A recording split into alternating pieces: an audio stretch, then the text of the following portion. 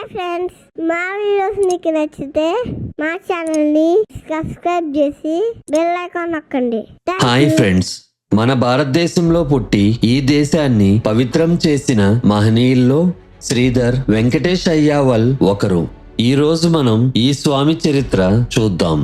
కౌశిక గోత్రీయుడైన శ్రీ లింగరాయ గారు మైసూర్ మహారాజు గారి ఆస్థానంలో మంచి పదవిలో ఉండేవారు. 1635లో శ్రీ లింగరాయ గారికి శ్రీ శ్రీధర్ వెంకటేష్ అయ్యావల్ గారు జన్మించారు. శ్రీధర్ స్వామికి చిన్న వయసు నుండి శివభక్తి ఎక్కువగా ఉండేది. ఆయనెప్పుడు శివనామ స్మరణ చేసేవారు. స్వామి చిన్న వయసులోనే వేదశాస్త్రాల మీద పట్టు సాధించారు. పెళ్లి వయసు వచ్చేసరికి లింగరాయ గారు మంచి సంబంధం చూసి శ్రీధర్ స్వామికి పెళ్లి చేశారు. శ్రీ లింగరాయ గారు శరీరాన్ని వదిలేసిన తర్వాత శ్రీధర్ స్వామికి మహారాజు గారు దివాన్ పదవిని ఇచ్చారు. కానీ శ్రీధర్ స్వామి శివార్చన కన్నా గొప్ప హోదా కాని ధనం కాని వేరేది తనకు లేదని చెప్పి ఆ పదవిని తీసుకోలేదు. శ్రీధర్ స్వామి కొంతకాలం శివార్చనలో మునిగిపోయారు. ఒకరోజు మైసూరు వదిలి దేశ సంచారం చేస్తూ శివతత్వం బోధించాలనే సంకల్పం శ్రీధర్ స్వామి మనసులో మొదలైంది. ఈ విషయం తల్లికి భార్యకి చెప్పగా వారు ఆనందించి స్వామితో పాటు వస్తానన్నారు. ఈ విషయం తెలుసుకుని మైసూర్ మహారాజు గారు ఆ ఊరి ప్రజలు ఆయన ఇంటికి వచ్చి వెళ్ళవద్దని వేడుకున్నారు. వారితో స్వామి, ఈ భవనం, అందులో ఉన్న ఖరీదైన వస్తువులు, సంపదలతో నాకిక పైన ఎటువంటి సంబంధం లేదు. ఎవరికి కావలసినవి వారు తీసుకోండి అని వారందరి దగ్గర సెలవు తీసుకుని దేశ సంచారానికి తల్లి భార్యలతో బయలుదేరారు. శ్రీధర్ స్వామి ఎన్నో ఊర్లు, పట్టణాల గుండా ప్రయాణం సాగించేవారు. దారిలో శివనామ సంకీర్తన, శివలీలల గానం చేస్తూ వెళ్లేవారు. దారిలో ఊరివారిచ్చే పదార్థాలతో వంట చేసుకుని దైవానికి అర్పించి తీసుకునేవారు. మధ్యలో 1-2 రోజులు ఆగి అక్కడి ప్రజలకు పూజా విధానాలు నేర్పి ముందుకు సాగేవారు. ఇలా ప్రయాణం చేస్తూ స్వామి తమిళనాడులో తిరుచిరాపల్లి అనే ఊరు చేరారు. శ్రీధర్ స్వామి ప్రజలకు అర్థమయ్యే భాషలో శివతత్వం అలాగే విష్ణుతత్వం బోధించేవారు. సాయంత్ర సమయంలో ఆయన శివమందిరం చేరి నామ సంకీర్తనలతో సమయం గడిపేవారు. ఆ దేశరాజు విష్ణువుని పూజించేవాడు. క్రమేణా స్వామికి వస్తున్న పేరు వలన ఈర్ష్యాసూయులకు లోనై ఆ ఊరివారి కొందరు ఆ దేశరాజు దగ్గరకు వెళ్లారు. వారు రాజుగారితో శ్రీధర్ స్వామి శివుడే దేవుడని ప్రచారం చేస్తున్నారు అని చెప్పారు. రాజుగారు ఆలోచించి యోగుల మీద నింద వేస్తే దేశానికే హానికరం, కానీ నిజం తెలుసుకోవాలని అనుకున్నారు. అందుకని మధురా బుటేశ్వర్ గుడి పూజారిని పిలిపించి స్వామి విగ్రహాన్ని కృష్ణుడిలా అలంకరించి ఊరేగిస్తూ శ్రీధర్ స్వామి ఇంటి ముందు నుండి తీసుకువెళ్లమన్నారు. ఊరేగింపును చూసిన శ్రీధర్ స్వామి బయటకు వచ్చి శ్రీకృష్ణ విగ్రహాన్ని చూసి శ్రీకృష్ణుడి మీద కీర్తనలు పాడసాగారు. అలాగా ఆయన పాడిన కీర్తనలే కృష్ణ ద్వాదశి మంజరిగా ఇప్పటికీ చాలా మంది పాడుతూ ఉంటారు. రాజుగారు శ్రీధర్ స్వామిని సత్కరించి తన దేశంలో ఉండమని అర్థించారు.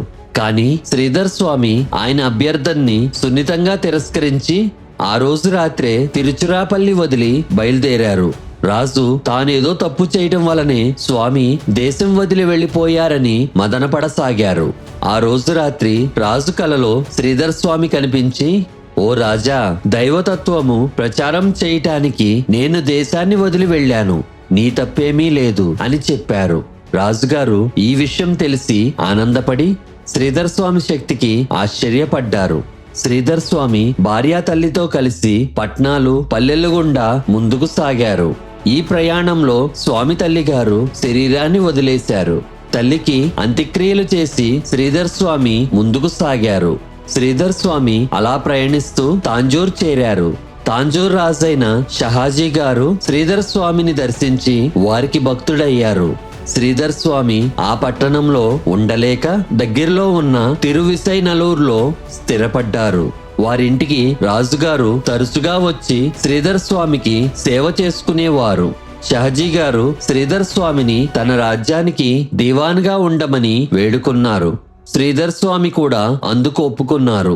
ఇలా దివాన్గా ఉంటున్న రోజుల్లో ఒకరోజు వారింటికి ఒక సైనికుడు వచ్చి స్వామిని చూసి, ఓ యోగి, లోపల దివాన్ గారు ఉన్నారా అని అడిగాడు.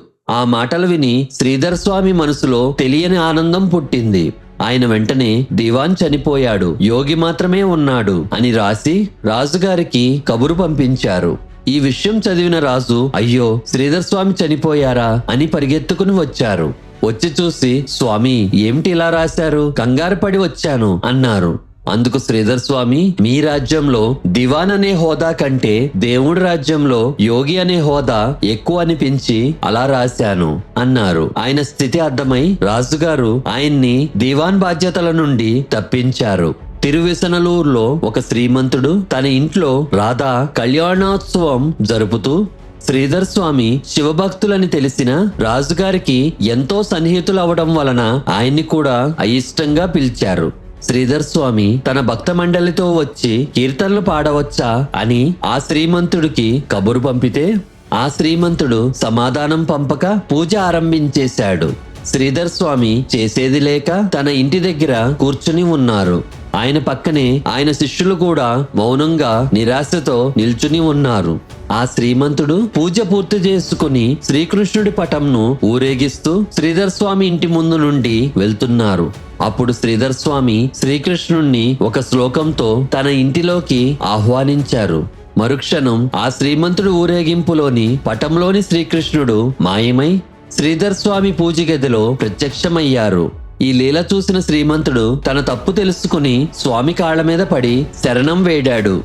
శ్రీధర్ స్వామి అతన్ని క్షమించి తిరిగి శ్రీకృష్ణుడిని ప్రార్థించారు. వెంటనే శ్రీకృష్ణ పరమాత్మ విగ్రహం శ్రీధర్ స్వామి ఇంట్లో మాయమై ఆ ఊరేగింపు పటంలో ప్రత్యక్షమయ్యింది. ఇది చూసి అందరూ ఆశ్చర్యచకితులయ్యారు. ఇక్కడితో శ్రీధర్ స్వామి చరిత్ర మొదటి భాగం పూర్తయింది. మళ్ళీ శ్రీధర్ స్వామి చరిత్ర ఆఖరి భాగంతో కలుద్దాం. Bye friends.